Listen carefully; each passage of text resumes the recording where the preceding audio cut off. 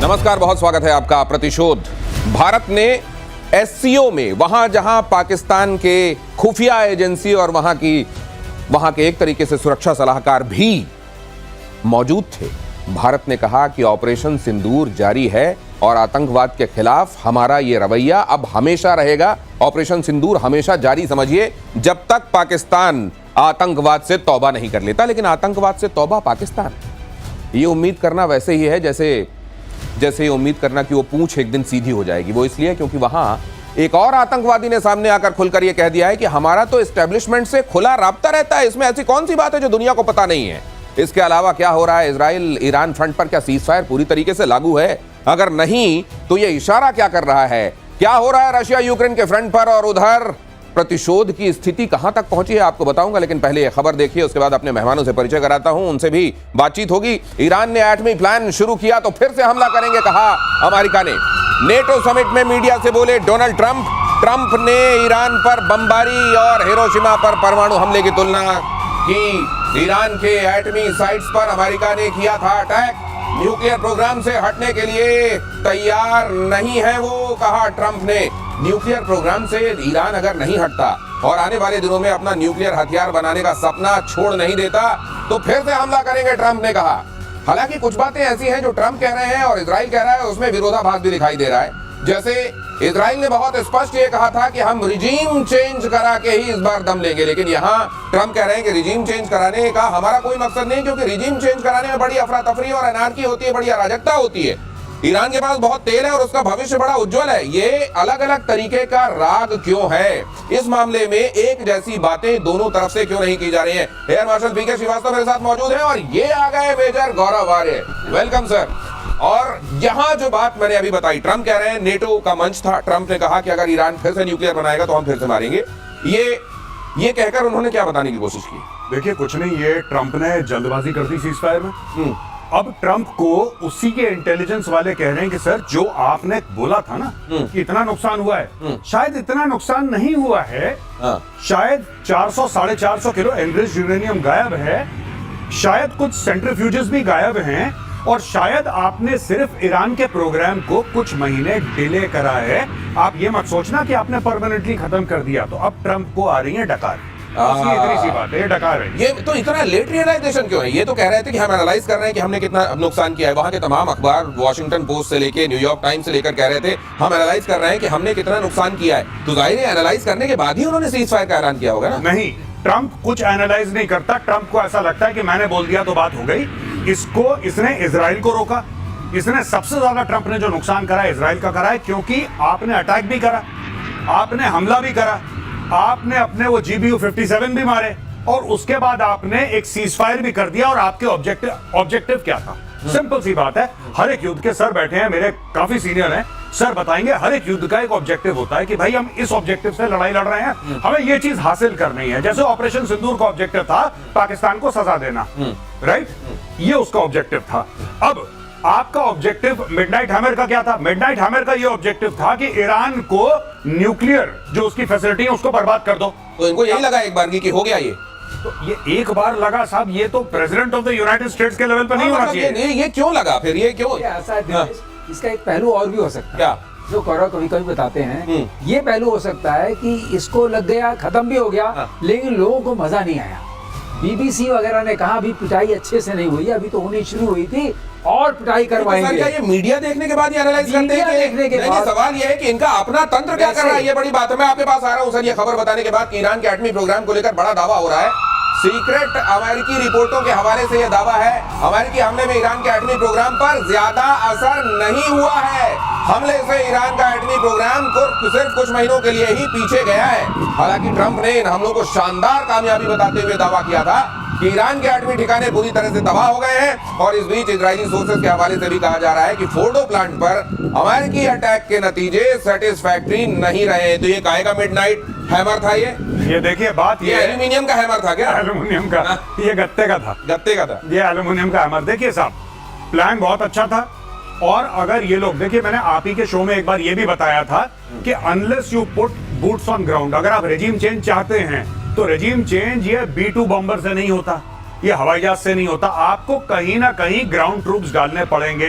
आपको ग्राउंड पे लोग डालने पड़ेंगे जो ग्राउंड पे आके सब कुछ करेंगे फिजिकली। अगर आपको रिजीम चेंज करना है, किसी को अगर ये डाउट है कि सिर्फ B2 बॉम्बर से आप GBU 57 गिरा गिरा के आप रिजीम चेंज कर देंगे और खुमैनी भाग जाएगा, ऐसा ना होने। नहीं तो ये तो कह रहे हैं कि हमको रिजीम चेंज नहीं करना था। इन्होंने तो अभी अभी ये कहना शुरू कर दिया हम तो रिजीम चेंज करना ही नहीं चाह रहे मैं थे। एक बात बताऊं आपको, आप ये देख लीजिएगा, अगर ट्रंप में अकल होगी तो एक हफ्ते के अंदर यही बोलेगा जो मैं बोल रहा हूं। क्यों कह रहा हूं, मैं इसका भी लॉजिक दे देता हूं। क्योंकि भाई रेजिम चेंज आपने करा नहीं, 400 450 किलो एनरिच्ड यूरेनियम आपका हवा में, किसी को पता ही नहीं, सेंट्रीफ्यूजेस गायब हैं, किसी को पता नहीं, तो भाई फिर आपने ऑपरेशन करा क्यों?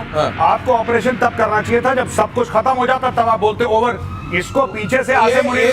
मैं आपको यहाँ लेकर आता हूँ, ये लीजिए आप अपना मिसाइल संभालिए ये वाला, और अब मैं कुछ दिखाता हूँ। जिस तरीके से आप ये देख रहे हैं कि कतर में जो हमला किया गया, हालांकि जिससे ईरान ने अपना पल्ला झाड़ लिया, कहते हैं कि ईरान ने पहले ही फोन करके अमेरिका को ये कह दिया था कि देखिए भाई साहब मेरी बड़ी किरकिरी हो रही है, आपके एक बेस को मैं उड़ाऊंगा। वहां लोगों को पहले पता था कतर में। अब यहाँ पर कहते हैं कहीं ऐसा ही तो नहीं हो गया। यहाँ पर भी ये देखिए इतने सारे ये ट्रक गिनिए, यहाँ पे ये ट्रक 1 2 3 4 ये फोटो से निकलने वाले ट्रक हैं। 19 तारीख 20 तारीख को ये हमला किया गया है। 19 को इतने सारे ट्रक यूरेनियम लेकर अगर निकल गए होंगे तो फिर आपने हमला किस चीज किया? आपका इंटेलिजेंस क्या कर रहा था? मैं वही आपसे कह रहा हूँ कि ट्रंप ने ये देखिए ये सारे के सारे ट्रक निकल रहे हैं जी, ये ट्रक कुछ ना कुछ लेकर निकल रहे होंगे। अब वरना गए क्यों थे? पहली चीज। दूसरी चीज आपने करा ये, अच्छा ये फोटोग्राफ कहां से? ये फोटोग्राफ उनको, ये सैटेलाइट सैटेलाइट जी, मैक्सार को एक्सेस क्या यूएस को नहीं है? बिल्कुल है। ये जो सैटेलाइट है क्या हमें पहली बार पता लग रहा है? ये जब सैटेलाइट से देखा था तब यूएस को नहीं पता था। जब यूएस को पता था तो फिर वहां पे बम मारा। कल ये थ्योरी ना आ जाए कि इनको पता था वहां पे कुछ नहीं है फिर भी इन्होंने मार दिया। ये देखिए ना, ये गेम। वैसे दिनेश एक और बात है बता दूं, इतने जो ट्रक है ना, तो मैंने एक कैलकुलेशन किया था कि सेंट्रीफ्यूजेस की कितने सेंट्रीफ्यूज थे वहाँ और एक ट्रक में कितने आ सकते हैं, और एक ट्रक में कितने आ सकते हैं। अगर उनको आप कैलकुलेट करते जितने ट्रक दिखाई दे रहे हैं इसमें सारे चले जाएंगे डिसमेंटल होके। 15 दिखाई दे रहे हैं सर, अगर मैं गिन रहा हूँ ये 15 के आसपास, 18-20 के आसपास, 18-20 के आसपास। हाँ कुछ आगे होंगे। 100 चले आते हैं इसमें, मतलब एक में 100 को आप रख सकते हैं डिसमेंटल करके, क्योंकि आपकी बाकी तंत्र आप नहीं हटाएंगे, आप सेंट्रीफ्यूजेस हटाएंगे, रोटर्स हटाएंगे, और जो उसके इलेक्ट्रॉनिक्स है वो हटा के ले जाएंगे। मतलब एक ट्रक में आप 100 ले जा सकते हैं। तो एक ट्रक में बहुत ज्यादा है, ज्यादा भेज दिए लगता है। 100 के साथ 3000 थे ना। अच्छा 3000 थे। ओ अच्छा। तो फिर ये तो ज्यादातर तो यहाँ से ले ही गए थे वो। फिर वो अब बात रही यूरेनियम की, अब उसकी भी थोड़ी बात। मैक्सार तो सबसे पहले अमेरिका को ही पता चला होगा, मैक्सार का पहला एक्सेस तो अमेरिका को ये दे रहा है। यही तो विरोधाभास है जो आप कह रहे हैं कि हो क्या रहा है, वाकई में हो क्या रहा है, क्योंकि हम लोग भी तो इंटरप्रेट करके बता रहे हैं। तो ये अगर मैक्सर के पास ये है और पब्लिक डोमेन में आ गई तो क्या उनकी मिलिट्री डोमेन में नहीं गई होगी? मिलिट्री डोमेन में गई होगी, और इसीलिए कहा जा रहा है प्रतिशोध में जो होता है वो भविष्यवाणी आज आगे आपको घटित होती हुई दिखाई देती है। मेजर गौरव आर्य कह रहे हैं कि ये जो साहब आज कह रहे हैं ना कि रिजीम चेंज से हमारा कोई लेना देना, आज से हफ्ते भर बाद या 14 दिन बाद हो सकता है वो ये कहते दिखाई दे कि रिजीम चेंज हमारा मकसद था, वरना वो अपना फेस सेविंग कैसे करेंगे? इन्होंने अपनी बात मानी है। हाँ, ईरान इजराइल के बीच 12 दिन की जंग के बाद सीज फायर के बावजूद तनाव जारी। इजराइल ने तेहरान में रेडार साइट पर हवाई हमले किए। ईरानी मीडिया कह रहा है अटैक के बाद मौके पर 3 धमाकों की आवाज आई। इजरायली सेना ने हमलों की पुष्टि की है। ईरान ने पहले सीज फायर तोड़ा, नेतन्याहू ने कहा है सीज फायर तोड़ने के जवाब में हमला जरूरी है, नेतन्याहू ने कहा। ईरानी राष्ट्रपति मसूद पेज़ेश्कियान का बड़ा बयान। चीज कहना चाहूंगा रेडार पे। ये जो रेडार मारा है कोई सिंपल रेडार नहीं था। ये VHF वाला रेडार था जो वेरी हाई फ्रीक्वेंसी। हाँ, वेरी हाई फ्रीक्वेंसी। क्यों कह रहा हूँ, ये स्टेल्थ फाइटर्स को लोकेट कर लेता है, अर्ली वार्निंग देता है। अच्छा, ये रेडार कोई मामूली रेडार नहीं है। अब आप घटनाक्रम को जोड़िए, इधर से निकल गया माल, क्या निकल गया? यूरेनियम निकल गया। और उधर स्टेल्थ फाइटर को इन लोगों ने देख लिया था।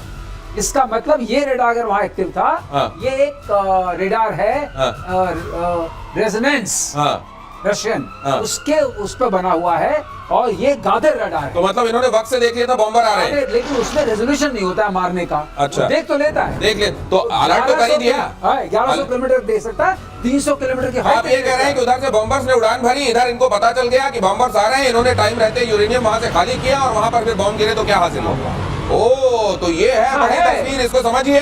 अगली खबर देखिए, सीज फायर के बाद तेल अवीव में जश्न का माहौल। इजरायली पीएम का लोगों ने किया स्वागत, जोरदार स्वागत। लोगों ने नेतन्याहू को विक्ट्री साइन दिखाए। सीज फायर के बाद नेतन्याहू का राष्ट्र संबोधन, पीढ़ियों तक याद रखी जाएगी जीत।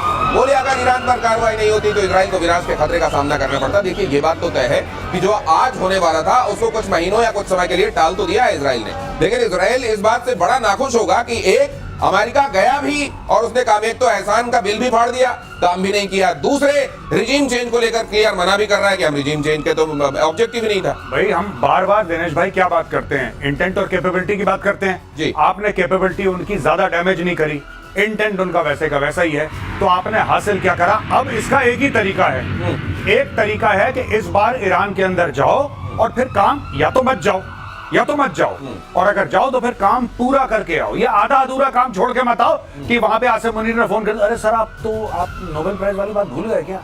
अच्छा सीज फायर, अरे मुझे तो नोबेल, ऐसा मत करो। अगर आप ऑपरेशन कर रहे हैं इस बार, और मैं एक और बात बता दूं, जी। ये जो सो कॉल्ड सीज फायर है जी। अभी फिर से एक बार भयानक युद्ध भड़केगा, इजराइल नहीं छोड़ेगा 100%। अच्छा। कई लोग खुशियां मना रहे हैं, कई लोग खुशियां मना रहे हैं, और पाकिस्तानी तो बहुत, जैसे कि वही ऑपरेशन सिंदूर में जूते खाने के बाद फिर पाकिस्तानी खुशी मना रहे हैं, तो ईरान के लिए भी पाकिस्तानी खुशी मना रहे हैं। मैं सिर्फ एक बात ये कह रहा हूं कि इजराइल फिर से ठोकेगा ईरान को बुरी तरीके से, और अमेरिका को आज नहीं तो कल नहीं तो परसों इसमें आना पड़ेगा, ये इनकी मजबूरी है। और उसका भी कारण मैं आगे बताऊंगा। ये जो सिग्नलिंग कर रहा है ना चाइना को ट्रम्प, ट्रूथ सोशल पे डाल रहा है कि चलो तुम ईरान से तेल खरीद लो, आपने देखा होगा कि बेटा तुम जाके, अरे चाइना तुम्हारी परमिशन ले रहा है तेल खरीदने से पहले, 1.8 million barrels a day, 90% of Iran export of oil goes to China. China आपकी परमिशन कब मांग रहा है ट्रम्प साहब?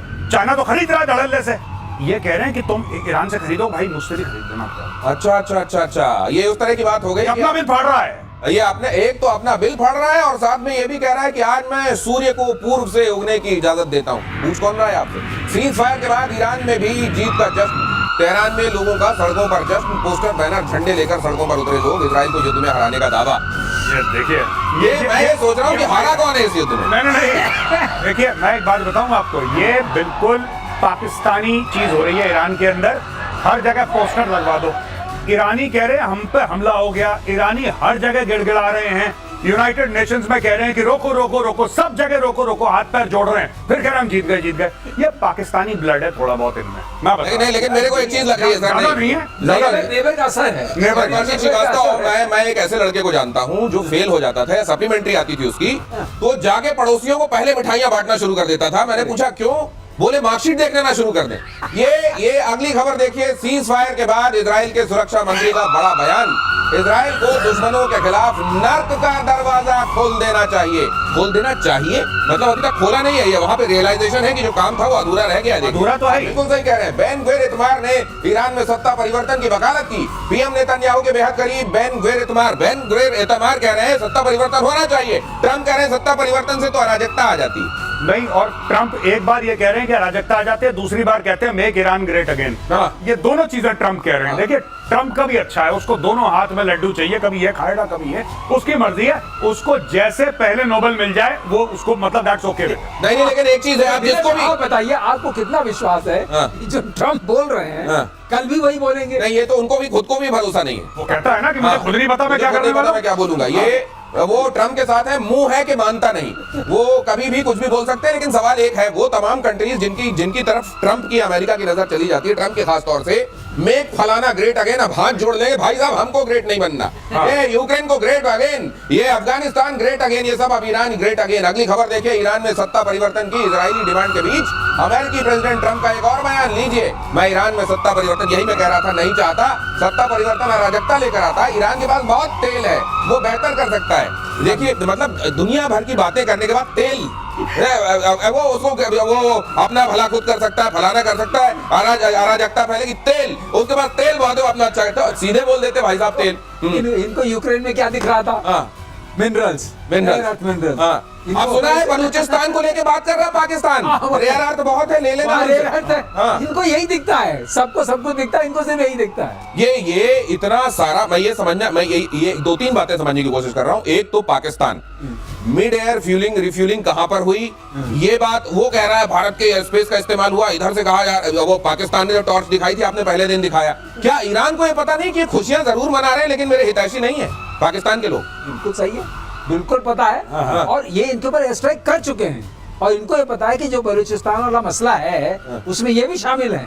तो सब मिला जुला के पाकिस्तान से ईरान बहुत सावधान और सतर्क रहता है। ये उम्मा की बात चल के जितनी बात हो जाए, और आपने वो भी देख लिया उम्मा कैसे चलता है, ऐसे चलता है कि वो जाके बेचा है सब कुछ, अब आके यहाँ बोलने लगे। जब लोगों ने विरोध किया तब मुनीर जी ने मुंह खोला। आपने सुना कभी? आपने सुना? उसने रख रखा है प्रधानमंत्री मुंह खोलने के लिए। वो मुंह खोला। वो कहता है ये मेरा छोटा भाई है, ये बकवास करेगा। हाँ। ये तो काम ही वही करता है। और ट्रम्प क्या है? ट्रम्प इज बड़े भाई हैं। Sir, Trump is English speaking Khawaja Asif. वो इंग्लिश स्पीकिंग ख्वाजा आसिफ है ट्रम्प। ये जैसे वो छोड़ता तो ये भी नहीं, छोड़। ऐसा ही वो पार्लियामेंट से बोलता है, ये एक आपके हाँ, ये इधर से बोलते हैं। हमला करने के बाद ईरान ने